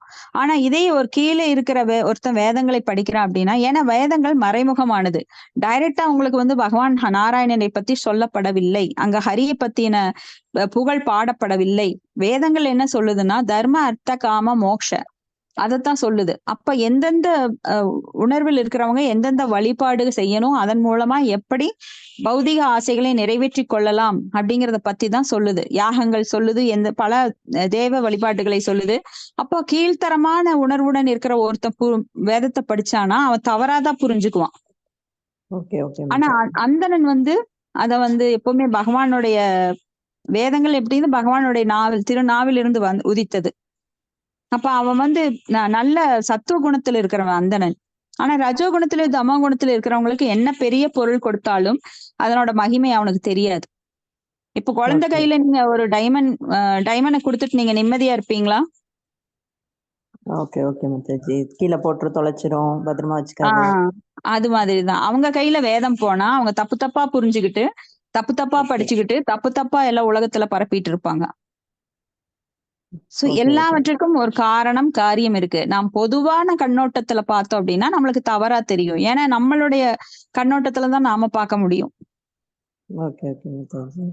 அது அப்போ தவறா சொல்லல. எனக்கு எனக்கு ராமர்னா அவ்வளோ உயிரா, அதனாலதான் அதான் எனக்கு அது என்னவோ ஒரு அதுதான் ஃபீல். சொல்றேங்க. அவர் சத்திரியரா பிறந்தாரு. இப்ப புத்தர் நம்மளுக்கு பொதுவான கருத்துக்களை சொன்னாரு. ஆனா வேதங்களே இல்லைன்னு மறுத்தார். அதுக்காக புத்தரை நாம மோசம் சொல்ல முடியுமா? அதுக்குள்ள ஒரு ஆழ்ந்த கருத்து இருக்கு. ஏன்னா புத்தரை பகவானே புத்தரா பிறந்து அப்ப கொலைகள் அதிகமா நடைபெற்று கொண்டிருந்தது. ஓகே ஓகே உயிர்கொலைகள், மிருகங்களை ரொம்ப பலியிட்டாங்க. அப்ப பகவான் இந்த உயிர்கள் வதைப்படுறத இப்ப தாங்க முடியாம புத்தரா வேதங்கள் எல்லாம் சொல்றது பொய். ஏன்னா வேதங்கள் தான் சொல்லுது நீங்க அஸ்வமேதம் யாகம் பண்ணலாம், குதிரையை பலியிடலாமா, பல மிருகங்களை பலியிட்டு நீங்க அதுக்கு பூஜைகள் பண்ணலாம். அப்ப பிராமணர்கள் கூட மாறி போயிட்டாங்க. மிருகங்களை பலியிடுறதா சொல்லி யாகங்கள் நடத்தி அதை போய் சமைச்சு சாப்பிட ஆரம்பிச்சாங்க. அப்போ ரொம்ப வழிமாறி போறப்போ பகவான் ஒரு பெரிய லெவல்ல சொல்லாம சாஸ்திரங்கள் எல்லாம் சொன்னா அவங்களுக்கு புரியாது, சும்மா பிலாசபி எல்லாம் பேசிட்டு இருந்தா இந்த ஸ்டேஜ்ல யாருக்கும் புரியாது. அப்போ ஃபர்ஸ்ட் ஸ்டாண்டர்ட் குழந்தைக்கு ஃபர்ஸ்ட் ஸ்டாண்டர்ட் போர்ஷன் எடுக்கிற மாதிரி இருந்து தொடங்கினாரு. நீங்க அதெல்லாம் எடுத்துக்காதீங்க, ஒண்ணும் கிடையாது, வாங்க இங்க வாங்க, உயிர்களை கொல்லக்கூடாது, ஆசையே துன்பத்திற்கு காரணம் அப்படின்னு பொதுவான அடிப்படை கொள்கைகளை சொல்லி கொடுத்துட்டு புத்தர் போயிட்டாரு. அதுக்கப்புறம் சங்கராச்சாரியார் அனுப்புனாரு. சங்கராச்சாரியார் வேற யாரும் இல்ல, பகவான் ஈஸ்வரனைவே சிவபெருமானையே அனுப்பி சங்கரரா இந்த மாதிரி அத்வைத கொள்கை பரப்பு அப்படின்னாரு. ஆனா சிவனுக்கு அதுல ஒத்துக்கவே முடியல.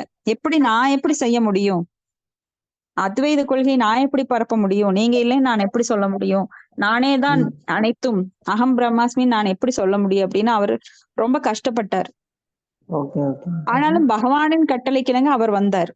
அப்படி நாம பின்னாடி அவங்கள நாம சொல்ல முடியாது. அதுக்கு பின்னாடி வேற காரண காரியம் எல்லாம் இருக்கு. அதனாலதான் எதுவுமே மேலோட்டமான கண்ணுல பார்க்கும்போது நம்மளுக்கு அக்கறைக்கு இக்கரை பச்சைங்கிற மாதிரி எல்லாமே தப்பா தெரியும். ஆனா டீப்பா போனாதான் அதுல இருக்கிற பல பொருட்கள் நம்மளுக்கு புரிப்படும். ஓகே ஓகே, தேங்க்யூ மாதாஜி, thank you so much. Hare Krishna. Okay, பதம் 14. ஏதத் கஸ்ருதாதாம் வித்வன் சூதனோ அர்ஹசி பாசிதிம் கதாஹரி கதோ தர்க்கா சதாம் சிவ் சதசி த்ருவம். ஹரே கிருஷ்ணா. மாதாஜி, பிரணாம் மாதாஜி, நான் படிக்கிறேன் மாதாஜி. நான் படிக்கிறேன். படிங்க. புலமை பெற்ற சூத கோசாமி, நாங்கள் அனைவரும் கேட்க மிகவும் ஆவலுடன் இருப்பதால் தயவு கூர்ந்து அத்தகைய விஷயங்களை தொடர்ந்து விவரிப்பவராக. மேலும் பகவானின் ஹரியின் விஷயங்கள் உறுதியாக பக்தர்களின் சபையில் விவாதிக்கப்பட வேண்டியதாகும். பொருளுரை. ஸ்ரீ ரூப கோசாமியின் பக்தி ரசமாது சிந்துவிலிருந்து நாம் மேலே ஏற்கனவே மேற்கோள் காட்டியிருப்பது போல் பகவான் ஸ்ரீ கிருஷ்ணருடைய தொண்டுடன் இணைக்கப்படும் பௌதிக விஷயங்களும் கூட உன்னதமானவையாக ஏற்றுக்கொள்ளப்படுகின்றன. எடுத்துக்காட்டாக ராமாயணம், மகாபாரதம் போன்ற இதிகாசங்கள் புத்தியில் தாழ்ந்த பிரிவினருக்கும் பெண்கள், சூத்திரர்கள் மற்றும் உயர் வைப்பினர், உபயோகமற்ற மகன்கள் சிபாரிசு செய்யப்பட்டுள்ளன. ஆனால் இவைகளை பகவானோடு சம்பந்தம் உள்ளவாறு தொகுக்கப்பட்டவை ஆகையால் வேத இலக்கியங்களே அங்கீகரிக்கப்படுகின்றன. வேதங்களில் முதல் 4 பகுதிகளாக ரிக், யஜூர் மற்றும் அதர்வா ஆகியவற்றுக்கு பிறகும் 5வது பகுதியாக மகாபாரதம் ஏற்றுக்கொள்ளப்பட்டுள்ளது. புத்தியில் தாழ்ந்தவர்கள் மகாபாரதத்தின் வேகத்தை ஒரு பகுதியாக ஏற்க மறுக்கின்றனர். ஆனால் பெரும் முனிவர்களும் அதிகாரிகளும் வேதங்களின் 5ஆம் பகுதியாக அதை அங்கீகரிக்கின்றனர். பகவத்கீதையும் கூட மகாபாரதத்தில் ஒரு பகுதியாகும். அது புத்தியில் தாழ்ந்த பிரிவினருக்குரிய பகவானின் உபதேசங்கள் நிறைந்ததாகும். புத்தியில் தாழ்ந்த சில மனிதர்கள் பகவத்கீதை குடும்பஸ்தர்களுக்கு ஏற்றதல்ல என்று கூறுகின்றார். ஆனால் பகவத்கீதை குடும்பஸ்தனும் அர்ஜுனனுக்கு விளக்கப்பட்டது என்பதையும், கிரகஸ்தரனின் பாத்திரத்தை மேற்கொண்டிருந்த பகவான் அது பேசப்பட்டது என்பதையும் முட்டாள்கள் மறந்து விடுகின்றனர். எனவே பகவத்கீதை வேத ஞானத்தின் உயர்ந்த தத்துவத்தை கொண்டதாக இருப்பினும் அது ஆன்மீக விஞ்ஞானத்தில் உள்ள ஆரம்ப சாதகர்களுக்கு உரியதாகும். ஆனால் ஸ்ரீமத் பாகவதம் ஆன்மீக விஞ்ஞானத்திலும் பட்டதாரிகளுக்கும் அதைவிட உயர்ந்த நிலையில் இருப்பவர்களுக்கும் உரியதாகும். ஆகவே மகாபாரதம், புராணங்கள் மற்றும் பகவானின் லீலைகள் அடங்கிய பிற இலக்கியங்கள் ஆகியவை அனைத்தையும் திவ்யமானவை ஆகும். மேலே இவை சிறந்த பக்தர்கள் சங்கத்தில் முழு தன்னம்பிக்கையுடனும் விவாதிக்கப்பட வேண்டியவை ஆகும். இத்தகைய இலக்கியங்கள் வயிற்று பிழைப்புக்காக பாராயணம் செய்பவர்களால் விவாதிக்கப்படும் பொழுது சரித்திரங்களை போன்ற பௌதிக இலக்கியங்களை அவை காணப்படுகின்றன. ஏனெனில் அவற்றில் மிகவும் அதிகமான சரித்திர உண்மைகளும் நபர்களும் உள்ளனர். எனவே இத்தகைய இலக்கியங்கள் பக்தர்களின் சங்கத்தில் விவாதிக்கப்பட வேண்டும் என்று இங்கு கூறப்பட்டுள்ளது. பக்தர்கள் அவை விவாதிக்கப்படுவதில்லை எனில் அத்தகைய இலக்கியங்களை உயர்ந்த வகுப்பை சேர்ந்தவர்கள் அனுபவிக்க முடியாது. எனவே பகவான் அருவமானவர் அல்ல என்பதே இதன் முடிவாகும். அவர் மிக உயர்ந்த புருஷர் ஆவார். மேலும் அவருக்குரிய பல்வேறு செயல்களும் உள்ளன. எல்லா உயிர்வாழிகளுக்கும் அவரே தலைவர் ஆவார். மேலும் வீழ்ந்த ஆத்மாக்களை சீர்படுத்துவதற்காக அவர் தமது சுய விருப்பத்துடன் சுய சக்தியுடனும் அவதரிக்கின்றார். இவ்வாறாக சமூக அரசியல் அல்லது சமுதாய தலைவர்கள் போலவே அவர் நடந்து கொள்கிறார். அத்தகைய பாத்திரங்கள் முடிவாக பகவானின் லீலைகளை பற்றிய விவாதத்தில் உள்ள கட்டத்தை அடைவதால் அத்தகைய விவகாரங்களும் கூட உன்னதமானவை ஆகும். அதுவே மனித சமுதாயத்தில் செயல்களை தெய்வீகமாகும் ஆக்குவதற்குரிய வழியாகும். சரித்திரம் மற்றும் பல்வேறு பௌதிக இலக்கியங்களான கதைகள், கற்பனை கதை, நாடகங்கள், சஞ்சிகைகள் மற்றும் செய்தித்தாள்கள் போன்றவைகள் படிப்பதில் மக்கள் விருப்பமுள்ளவர்களாக இருக்கின்றனர். எனவே அவற்றை பகவானின் உன்னத தொண்டில் இணைந்துவிட வேண்டும். இதனால் எல்லா பக்தர்களாலும் அனுபவிக்கப்படக்கூடிய விஷயங்களும் அவர்களுடைய கவனம் திரும்பும். பகவான் அருவமானவர் என்றால் அவர் செயலாற்றுவதில் என்றும் அவர் பெயரோ உருவமோ இல்லாத பேச முடியாத கல் என்றும் செய்யப்படும் பிரச்சாரம் மக்களை நார்த்தியர்களாகவும் நம்பிக்கையற்ற அசுரர்களாகவும் மாற்றிவிடுகிறது. மேலும் எவ்வளவு அதிகமாக அவர்கள் பகவானின் உன்னதமான செயல்களை விட்டு விலகி செல்கிறார்களோ அவ்வளவு அதிகமான பௌதிக செயல்கள் அவர்கள் பழக்கப்பட்டு விடுகின்றனர். தீய செயல்கள் பரமபதத்தை சென்றடையும் வழியை அமைத்து கொடுப்பதற்கு பதிலாக நரகத்துக்கு செல்லும் வழியைத்தான் திறந்துவிடும். 50 ஆண்டுகளுக்கு முன்பு கூட இந்தியாவில் ஒழுங்கான முறையில் உருவாக்கப்பட்டிருந்த சமூக அமைப்பின் காரணத்தால் இந்தியர்கள் அனைவரும் பகவானின் நடவடிக்கைகளோடு சம்பந்தப்படாத எந்த இலக்கியத்தையும் படிக்காதவர்களாக இருந்தனர். பகவானோடு சம்பந்தப்படாத எந்த நாடகத்தையும் அவர்கள் நடிப்பதில்லை. பகவானுக்கு சம்பந்தப்படாத ஒரு விழாவை அல்லது சடங்கையோ அவர்கள் ஏற்பாடு செய்வதில்லை. பகவானின் லீலைகளால் புனிதப்படுத்தப்படாததும் புண்ணியம் அற்றதுமான ஓரிடத்தை அவர்கள் சென்று தரிசித்ததும் இல்லை. எனவே சாதாரண கிராமத்துக்கு மனிதனும் கூட அவனுடைய இளம் வயதிலிருந்தே ராமாயணம், மகாபாரதம் மற்றும் கீதை, பாகவதம் போன்ற இலக்கியங்களை பற்றி பேசுவது வழக்கமாக இருந்தது. ஆனால் கலியுகத்தின் ஆதிக்கத்தால் நாய் பன்றிகள் நாகரிகத்துக்கு அவர்கள் இழுத்து செல்லப்பட்டுள்ளது. அறிவை பற்றி அறிவில்லாமல் சிறிதளவு உணவுக்காக உழைக்க வேண்டியவர்கள் ஆகிவிட்டனர். ஸ்ரீமத் பாகவதம் பாண்டவர்களின் வரலாற்றிலிருந்து ஆரம்பமாகிறது. இருப்பினும் ஸ்ரீமத் பாகவதம் மிக உயர்ந்த ஆன்மீகங்களுக்கு உரிய வேத இலக்கியம் அல்லது பரமஹம்ச சம்ஹிதை என்று கூறப்படுகிறது. அது பரம ஞானத்தை விவரிக்கிறது. பகவானின் தூய பக்தர்கள் அனைவரும் பரமஹம்சர்கள் ஆவார். அவர்கள் பால், நீர் ஆகியவற்றின் சுவையில் கலவையிலிருந்து பாலை மட்டும் உறிஞ்சி குடிக்கும் கலவையை அறிந்திருக்கும் அன்னப்பறவை போன்றவர்கள். ஹரே கிருஷ்ணா மாதாஜி. நன்றி மாதாஜி. ஹரே கிருஷ்ணா. நன்றி மாதாஜி. இப்ப இங்க என்ன சொல்லப்பட்டிருக்குன்னா, நாம் பகவான் ஸ்ரீ கிருஷ்ணருடன் தொண்டுடன் இணைக்கப்படும் பௌதிக விஷயங்கள் கூட உன்னதமானவையாக ஏற்றுக்கொள்ளப்படுகின்றது.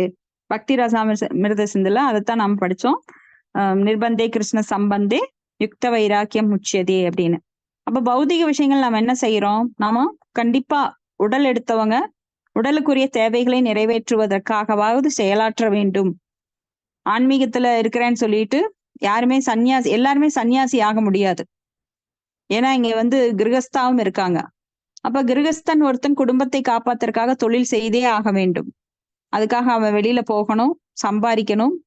ஆனா எதற்காக அதை சம்பாதிக்கிறோம் அப்படின்னா பகவானுடைய தேவை, பகவானுடைய எண்ணத்துல இருக்கணும், பகவானுக்காகவும் அதுல அந்த ஒரு போர்ஷன் தரணும் அப்படிங்கிறதுல அவன் உறுதியா இருக்கணும்.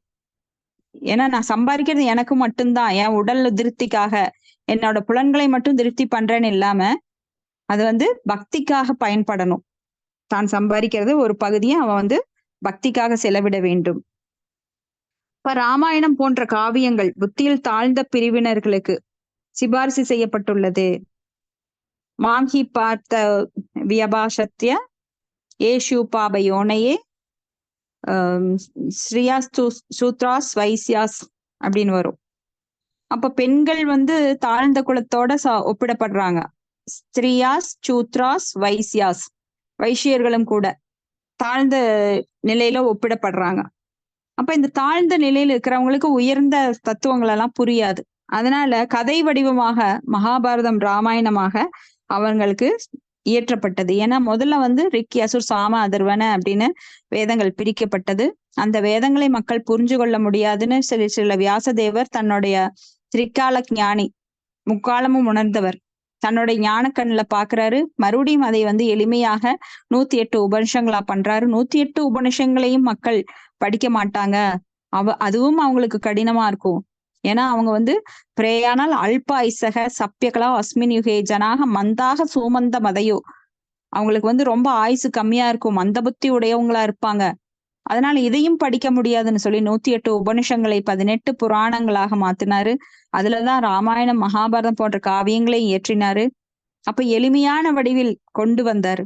அப்ப அதையும் முடியாம அதையும் படிக்க மாட்டாங்கன்னு சொல்லி, அப்ப அந்த ராமாயணம் மகாபாரதம் போன்ற காவியங்களை இன்னைக்கு மக்கள் வந்து ஒரு கதையா மட்டும்தான் கேட்கறாங்களோ ஒழிய அதுல இருக்கிற உள் கருத்துக்களை எடுத்துக்கிறது இல்ல. அதுவும் டிவி சினிமால எல்லாம் காட்டுற ராமாயண மகாபாரதம் ரொம்ப கொச்சையாவே இருக்கும். ஏன்னா அவங்க படம் எடுக்கிறவன் கண்டிப்பா காசு பார்க்கணுங்கிறதுக்காக, லாபம் பார்க்கணுங்கிறதுக்காக ரொம்ப கொச்சையா அவனுடைய கற்பனை எல்லாம் உள்ள புகுத்தி வேற வேற டைலாக் எல்லாம் போட்டுருவான். வேண்டாத ஒரு பாட்டு, அதுல டூயிட் பாட்டெல்லாம் போட்டு வச்சிருவான். ஆனா உண்மையான ராமாயண மகாபாரத கதை அப்படி இல்லை. அப்போ நாம இஸ்கான்ல வாங்குறது ஸ்ரீல பிரபுபாதவோட ராமாயணம் மகாபாரதம் போன்ற புத்தகங்கள்லாம் வெளியிடப்பட்டிருக்கு. அதை படிச்சோம்னாதான் உண்மையான தத்துவம் என்னங்கிறது புரியும். தத்துவமற்ற கதைகள் வெறும் மேம்போக்கானது. அந்த கதையை பார்த்து நாம அனுபவிக்கிறோங்கிறது அதுவும் ஒரு உடல் சுகத்துக்காக தான். இப்ப சினிமா பாக்குறோம், சினிமா போய் பார்த்தோம்னா எந்த எண்ணத்துல உட்காந்துருப்போம், எந்த உணர்வுல உட்காந்துருப்போம். அப்படியே சினிமால மயங்கி அப்படியே என்ன நடக்குது, வெளிப்புறமா என்ன நடக்குது, அப்படியே அந்த தியேட்டருக்குள்ள உட்காந்துட்டு இருப்பாங்க. அப்ப பாக்குறவங்க என்ன நினைப்பாங்கன்னா, தன்னை ஹீரோயின், ஒரு பெண் வந்து தன்னை ஹீரோயினா நினைச்சுக்கிறா, ஒரு ஆண் தன்னை ஹீரோவா நினைச்சுக்கிறான். அதனால அவன் அனுபவிக்கிறான். அத அவனுடைய உணர்வு வந்து தானே ஒரு ஹீரோவா நடிக்கிற மாதிரி இருக்கிற மாதிரி, அந்த கதையில வர்ற மாதிரி அவன் பாக்குறதுனால அவன் அனுபவிக்கிறான். ஆனா இந்த காவிய கதைகள் வந்து அப்படி கிடையாது. அந்த உணர்வுகள் நம்மை தூய்மைப்படுத்தக்கூடியது. ஆனா நாம சினிமா தியேட்டர்ல பாக்குற பௌதிகமான விஷயங்கள் எல்லாம் நம்ம உணர்வுகளை நம்மளை வந்து மேலும் மேலும் கெட வைக்குது. காம, குரோத, மோக, லோபம், மதம், ஆச்சரிய போன்ற உணர்வுகளை மேலும் தூண்டுகின்றது. இப்ப இந்த மாதிரி புத்தியில் தாழ்ந்தவர்கள் மகாபாரதத்தை வேதத்தின் ஒரு பகுதியாக ஏற்க மறுக்கிறார்கள். ஆனா முனிவர்கள் எல்லாம் இதை 5ஆம் வேதமாக ஏத்துக்கிறாங்க. ஏன்னா அது பகவத்கீதையோட, மகாபாரதத்துல ஒரு பகுதி தான் பகவத்கீதை. அந்த போர்ல தான், குருட்சேத்திர போர்க்களத்துலதான் பகவான் கிருஷ்ணர் அந்த பகவத்கீதை அப்படிங்கிற புனிதமான நூலை நம்மளுக்கு சொல்லியிருக்காரு. அப்ப பகவத்கீதை வந்து வாழ்ந்த கருத்துக்களை கொண்டதாக இருந்தாலும் கூட அது ஆரம்ப சாதகர்களுக்குரியது அப்படின்னு சொல்றாங்க. ஏன்னா இங்க பாகவதம் அப்படிங்கிறது பட்டதாரிகளுக்குரியது, அதை விட உயர்ந்த நிலையில் இருக்கிறவங்களுக்கு. அப்ப பாகவதம் படிச்சு வந்தோம் அப்படின்னா பகவத்கீதை படிச்சு வந்தா அடுத்தது பாகவதம். இப்ப வந்து அண்டர் கிராஜுவேட் யூஜி அப்படின்னா பகவத்கீதை முடிச்சிருக்கணும். பிஜி அப்படின்னா பாகவதம் போஸ்ட் கிராஜுவேட்.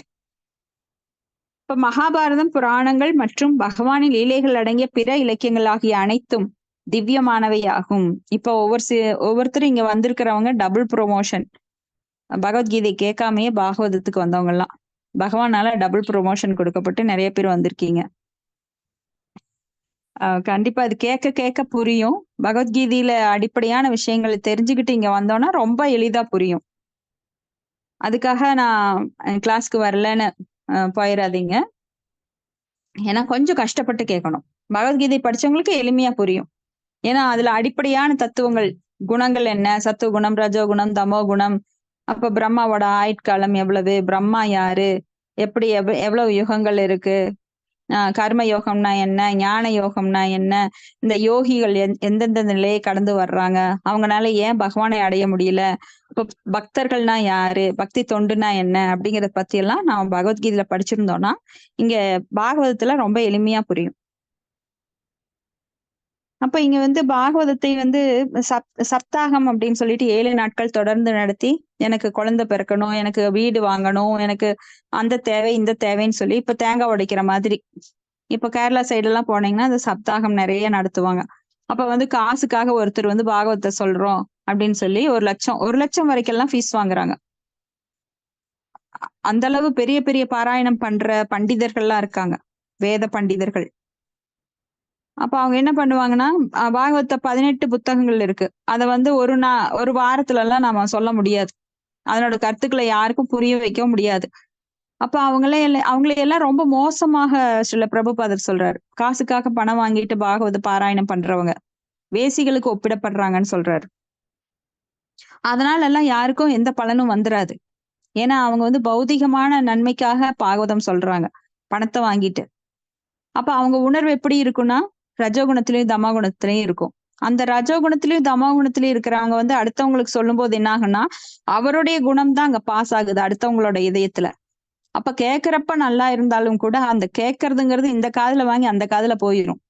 எப்படி நாம ஒரு பௌதிகமான விஷயங்கள் எல்லாம் ஒரு சினிமா பாக்குறோம்னா வீட்டுக்கு வந்தோம்னா அதை நாம ஒரு 2 நாள் 3 நாள் பௌதிகவாதிகள் நினைப்பாங்க, அப்புறம் மறந்துடுவாங்க, அடுத்த சினிமாக்கு போவாங்க. அது மாதிரி ஆயிருக்கும் கதை.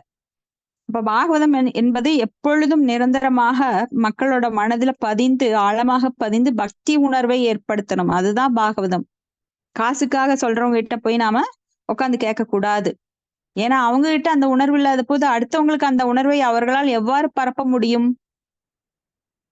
அதனால பாகவதம் புத்தக பாகவதம் பக்தர் பாகவதம் இருந்து கேட்கப்பட வேண்டும். வேற யார்கிட்ட இருந்து கேட்க கூடாது. ஏன்னா பாகவதம் படிக்கிறது ரொம்ப ஈஸி, ஆனா அதை புரிஞ்சுக்கிறது கஷ்டம்.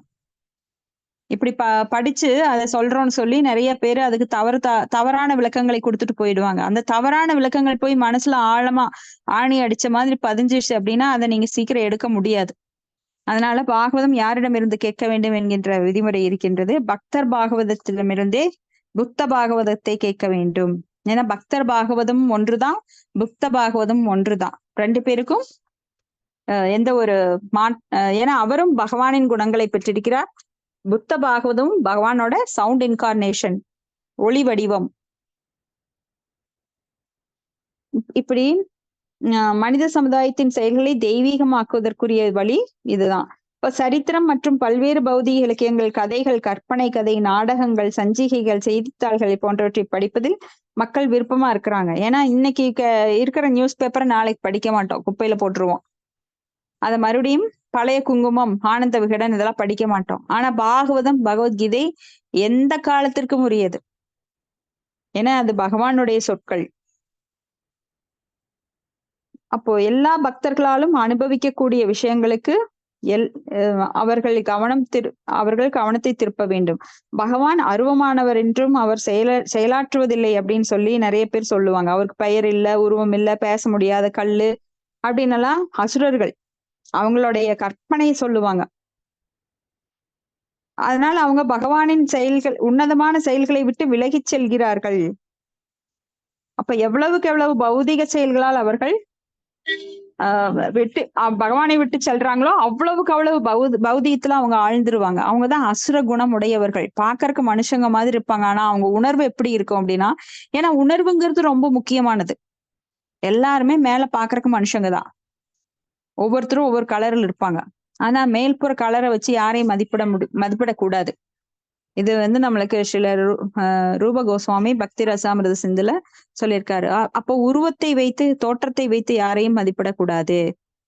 ஒருத்தருக்கு குள்ளமா இருப்பாரு, ஒருத்தர் கருப்பா இருப்பாரு, ஒருத்தர் அழகா இருப்பாரு. அழகா இருக்கிறவங்க எல்லாம் பக்தர்கள்னு சொல்ல முடியாது, கருப்பா இருக்கிறவங்க எல்லாம் பக்தர்கள் இல்லைன்னு சொல்ல முடியாது. அப்போ இது வந்து உணர்வு பூர்வமானது. இந்த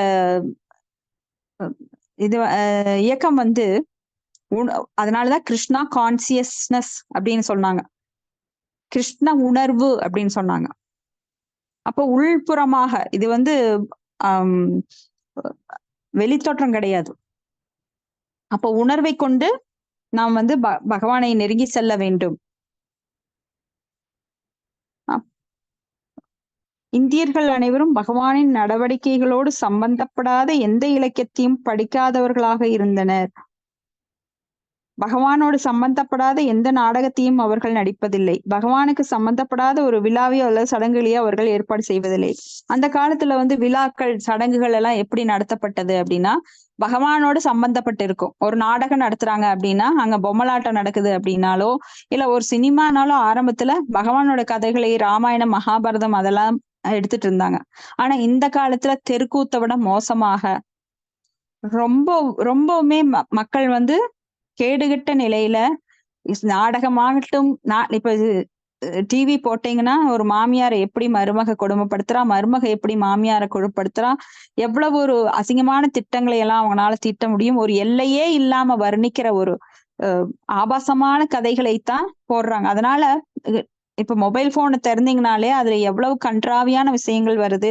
அதனால குழந்தைகளோட உணர்வுகள் எப்படி பாதிக்கப்படுது, பேரண்ட்ஸ் எல்லாம் எப்படி அவஸ்தைப்படுறாங்க. வயதானவர்கள் அந்த டிவியை பார்த்துக்கிட்டு தங்களுடைய கடைசி காலத்துல அந்தே நாராயண ஸ்மிருதி, நாராயணனை பற்றி நினைக்க வேண்டும் என்கின்ற ஆவல் இல்லாம நாடகங்களை பார்த்து கொண்டிருக்கிறாங்க.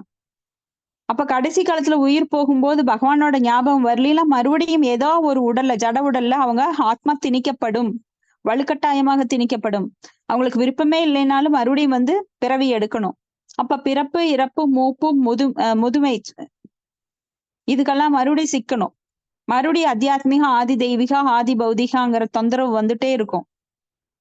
அப்ப நாராயணனை கடைசி நேரத்துல நினைக்கிறது எப்போ இருந்து முதல்ல 4 வயது பிரம்மச்சரியத்திலிருந்து பிராக்டிஸ் பண்ணணும்.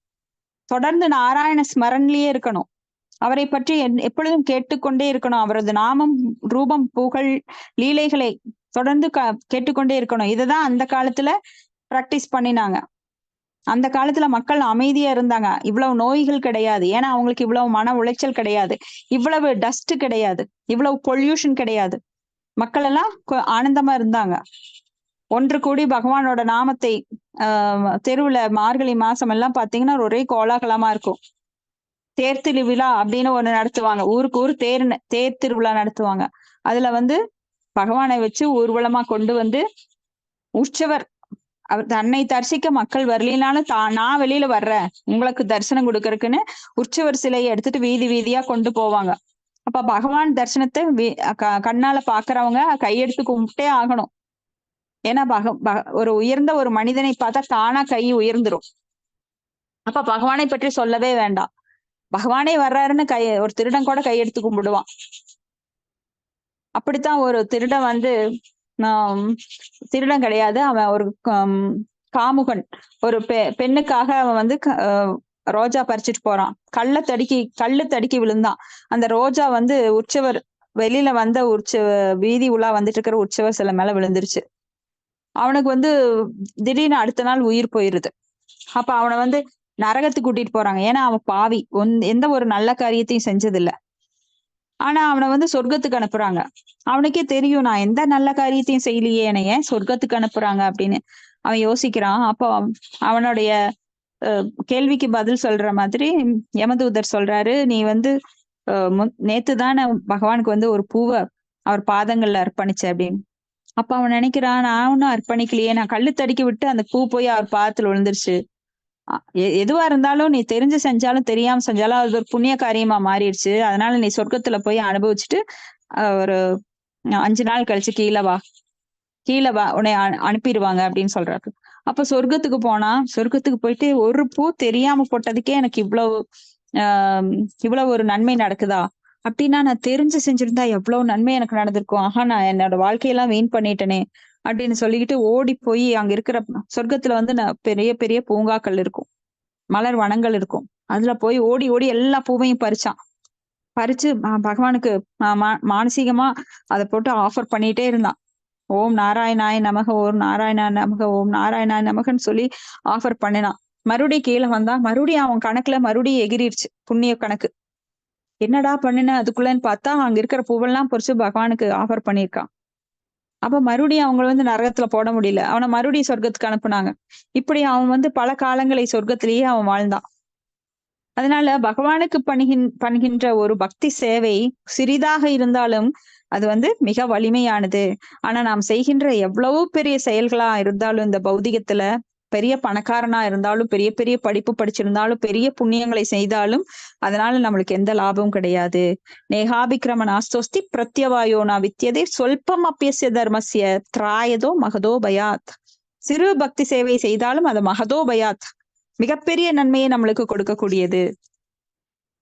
அதனாலதான் அந்த காலத்துல அவங்க எந்த திருவிழாவானாலும் சரி, திருமண சடங்கானாலும் சரி, வீட்டுக்குள்ள ஒரு பூஜைனாலும் சரி, அது எப்படினாலும் சரி, அவங்க சத் சங்கத்துல ஏதாவது ஒரு கூட்டம் கூட்டினாங்களாலும் வீட்டுக்குள்ள அது பூஜையாத்தான் இருக்கும். ஆனா இந்த காலத்துல பாத்தீங்கன்னா நாங்க கெட் டுகெதர் அப்படின்ட்டு 5 ஸ்டார் ஹோட்டலுக்கு போறது, 3 ஸ்டார் ஹோட்டலுக்கு போறது, எங்காவது வெளியில சுற்றுலா போறது, இந்த மாதிரி வீண் விரயம் பண்றாங்க காலத்துல. ஏன்னா காலம் என்பது ரொம்ப அற்புதமானது. ஒரு செகண்ட் கூட நம்மளுக்கு திரும்பி வராது, போன காலம் திரும்பி வராது. ஆனா இந்த காலத்துல மக்கள் அதை வீண் பண்றாங்க. அந்த காலத்துல கோயில் திருவிழாவா, தேர் திருவிழாவா, இப்படி பல வகையில பகவானுக்கு எப்ப பாத்தீங்கன்னாலும் எல்லா காலங்கள்லயும் கார்த்திகையா அங்க ஒரு விசேஷம் இருக்கும், மார்கழியா அங்க ஒரு விசேஷம் இருக்கும். இப்படி ஒவ்வொரு மாதங்களும் வருடங்களும் அவங்க வந்து பகவானோட சிந்தனையில ஆழ்ந்து பகவானுக்காக அவங்க டைம் ஸ்பெண்ட் பண்ணாங்க. ஆனா இப்ப எல்லாம் மாறி போய் மக்கள் வந்து கலிகாலத்துல தலைகீழா இருக்காங்க. அப்ப கலியோட ஆதிக்கத்தால் நாய் பன்றிகள் நாகரிகத்துக்கு அவர்கள் இழுத்துச் செல்லப்பட்டு உன்னத அறிவை பற்றிய அறிவில்லாமல் சிறிதளவு உணவிற்காக உழைக்க வேண்டியவராகிவிட்டனர். உணவுக்காகங்கிறது கிடையாது, இங்க பெரும் ஆடம்பரத்துக்காக. அடிப்படை தேவைகள் எல்லாமே இருக்கு, யாருக்கும் உணவில்லாம கிடையாது, உடை இல்லாம கிடையாது.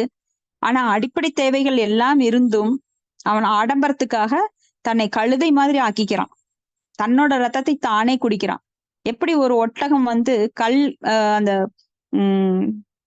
முள்ளு முள்ளான கற்றாழை போன்றவற்றை சுவைத்து தன்னோட நாக்குல இருந்து ரத்தம் வரும், அது நினைச்சுக்கும் சுவையா இருக்கு, மறுபடியும் சாப்பிடலான்னு மேலும் மேலும் ரத்தத்தை, அதனோட ரத்தத்தை அதே சுவைக்கும். அந்த முள்ள குத்தி குத்தி நாக்குல ரத்தம் வரும், அதையே சுவைச்சிட்டு நல்லா இருக்கு நல்லா இருக்குன்னு. அது போல கழுதைகள் மாதிரி உழைத்து கொண்டு அந்த தான் வடிக்கிற அந்த வேர்வை, அந்த ரத்தமே அவனுக்கு சுவையா இருக்கிறதா அவன் நினைச்சுக்கிறான்.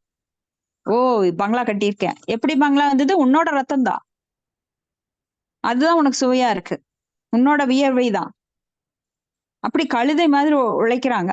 ஆனா எதையும் அவன் கொண்டு போக முடியாது. காதற்ற ஊசியும் வாராதுகன் கடைவழிக்கே. அப்ப பரம ஞானத்தை வந்து இந்த பாகவதம் விவரிக்கின்றது. பகவானின் தூய பக்தர்கள் அனைவரும் பரமஹம்சர்கள். அவர்கள் பால் நீர் ஆகியவற்றின் சுவையிலிருந்து பாலை மட்டும் உறிஞ்சும் கலையை அன்னப்பறவையை போல அவங்க கத்திருக்கிறாங்க. அப்ப பரமஹம்சர்கள் அப்படின்னா யாருன்னா, இந்த பௌதிகத்துல இருந்தாலும் கூட அதை எப்படி ஆன்மீகமாக மாற்றி அதன் சுவையை எடுத்துக்கொள்ளுவது. இப்ப பௌதிக பொருட்களை எப்படி பகவானுக்கு பயன்படுத்தி, இப்ப அன்னம் இருக்கு, அன்னம் வந்து பாலையும் தண்ணியும் கலந்து கொடுத்தா கூட அது பாலை மட்டும் எடுத்துக்கும் தண்ணியை விட்டுட்டு. அது போல ஒரு பறவை இருக்கு, அது வந்து எப்பவும் மழை நீருக்காக காத்துக்கிட்டே இருக்குமா. அப்ப அந்த மழை நீரை மட்டும்தான் குடிக்குமா, அந்த தூய நீரை மட்டும்தான் குடிக்குமா, வேற நீரை குடிக்காதான். அப்படி விலங்குகள் கூட அதனுடைய இதுல உறுதியா இருக்கும். ஆனா மனிதர்கள் தங்களுடைய செயல்கள்ல உறுதியா இருக்கிறது இல்லை. அவன் வந்து ஜடப்பற்றுடையவனாக எல்லாத்துக்கும் மயங்கி தவறு செய்பவனாக, ஜட செயல்கள் எல்லாமே தவறானவை. ஏன்னா ஆன்மீகம் இல்ல, அதுல கலக்கப்படலை அப்படின்னா அது தவறாகவே முடிகின்றது, தவறான பலன்களே கிடைக்கின்றது. ஹரே கிருஷ்ணா, இதோட முடிச்சுக்கலாம். ஹரே கிருஷ்ணா.